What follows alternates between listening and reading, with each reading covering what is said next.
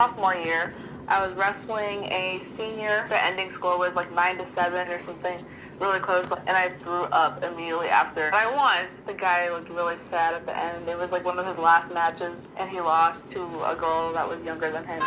Yes! I'm Olivia Rondo, and I started wrestling on the boys' team in high school. At first, it was really tough. During my freshman year, I won my first match, then lost all of the others because of my inexperience and the strength difference.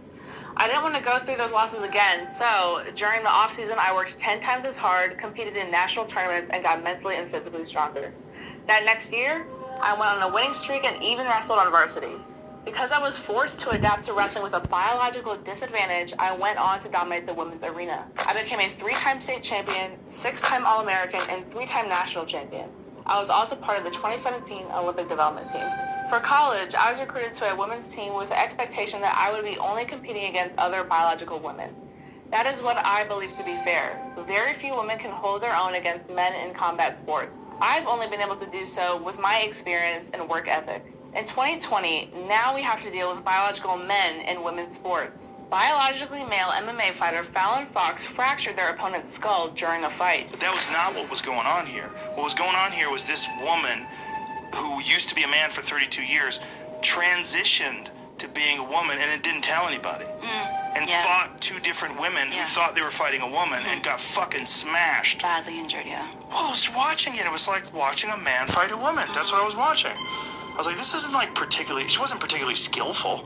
It wasn't like she had like some unbelievable background in judo, like Ronda Rousey or something like that. It wasn't that. You were just literally watching a former man beat up women. Australian handball player Hannah Mounty stands at 6'2" and weighs in at 220 pounds. The videos speak for themselves. Hannah Mounty should have been a shoo-in to play at the elite level of the women's Aussie Rules competition.